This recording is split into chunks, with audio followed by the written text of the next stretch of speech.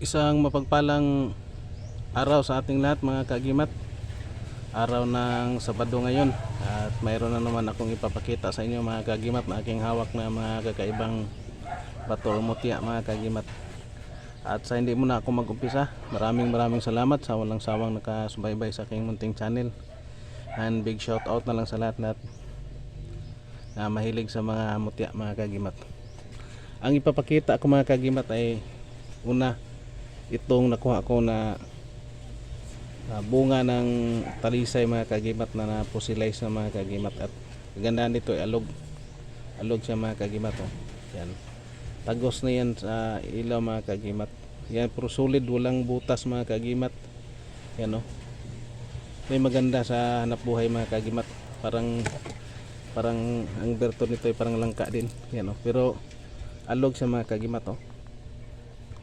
Ito pang bihira lang talaga makakuha ka ng bunga ng talisay na alog mga kagimat at nagiging fossilize na yan, oh. Wala talagang walang sira. At ito mga kagimat, ito ay pag mabasa dumidikit ito sa salamin mga kagimat. Iwan kung anong klaseng bato ito mga kagimat, parang mata mga kagimat. Pero sa bundok ko rin nakuha ito mga kagimat. At ito mga kagimat, yung kahoy na mahogani na nagiging bato na mga kagimat. Yan, oh. Yan mga kagimat.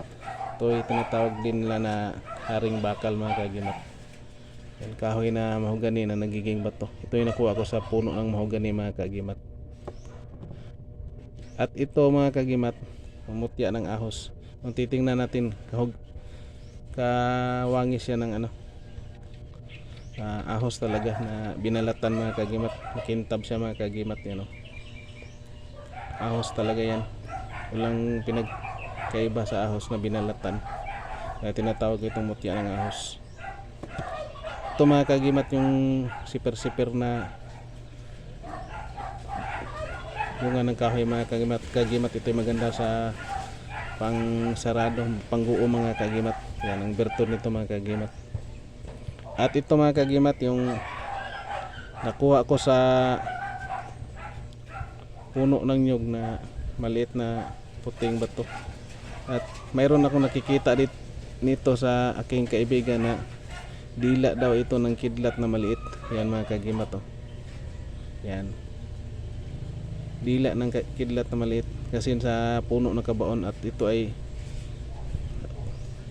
na din mga kagimat. Tingnan nyo mga kagimat yung may siya sa gitna mga kagimat, parang groove. Yan ay dila ng kidlat na maliit, puti mga kagimat. Ito nakabaon sa mga kagimat sa puno ng nyug. At ito mga kagimat, ito daw ay nakuha ng isang matanda, binigay sa akin. Ito ay daw ng usa, masungay ng usa na naputol. Yan mga kagimat, pero bato na siya mga kagimat. Yan, oh. Mga na yan, solid na siya mga mga kagimat, solid yan. Ang tinig niya mga kagimat. Ito yung napakaganda din pang panangkap mga kagimat, yung ng usa, sungay ng usa mga kagimat. Yan. At ito mga kagimat, yung itlog na nakuha ko sa talon.